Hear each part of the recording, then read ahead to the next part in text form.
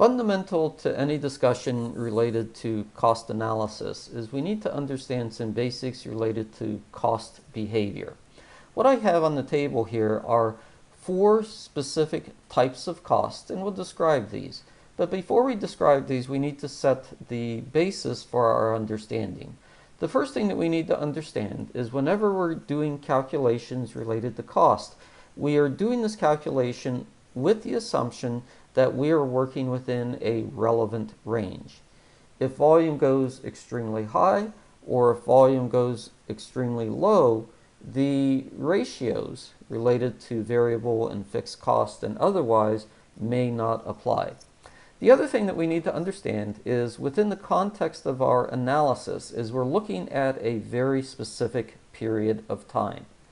In our analysis, we have a y-axis, and this y-axis defines the dollar amount.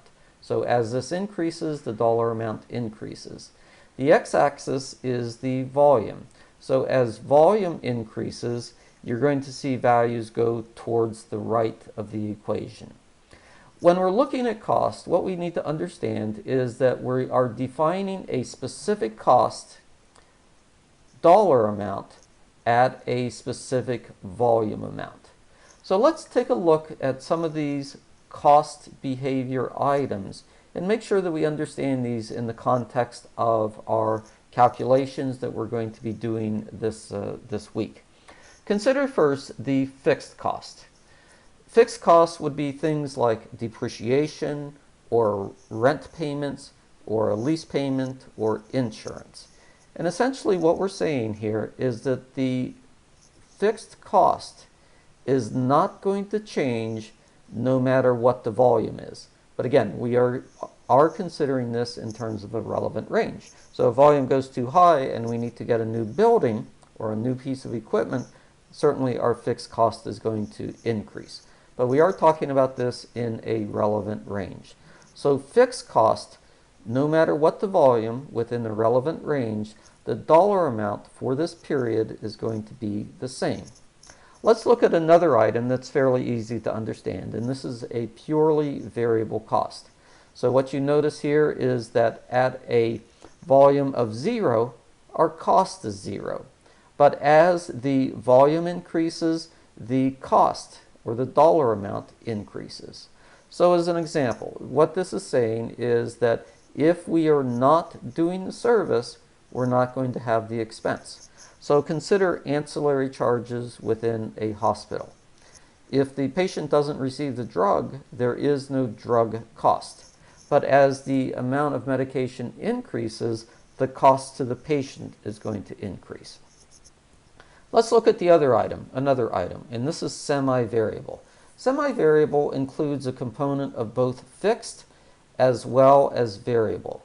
So what you notice here is that even if we are not consuming the cost, we are still going to have a fixed component related to this. And then after that fixed component, there is a line that essentially tracks the increase in volume as compared to the dollar amount. An example of this might be our electric charge.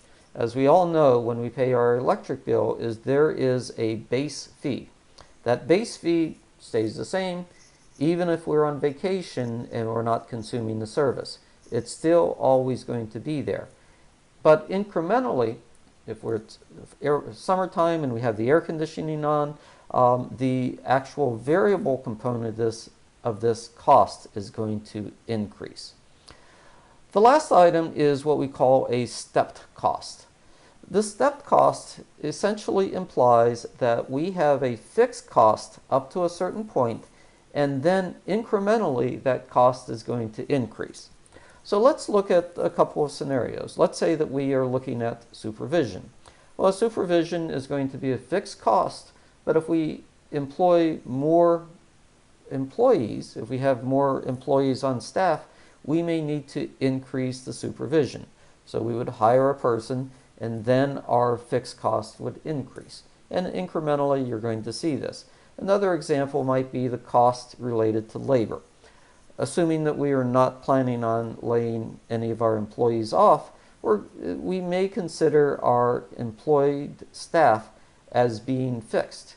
However, as volume increases, we may need to hire more staff, or we may be considering paying these individuals at an overtime rate. So if we're paying them an overtime rate, the cost associated with volume is going to increase. So again, we need to understand each of these components: semi-variable, variable, and fixed cost. We also need to understand the scenarios wherein we would use a stepped cost mechanism, but we also need to understand that all of this is based upon what we call a relevant range.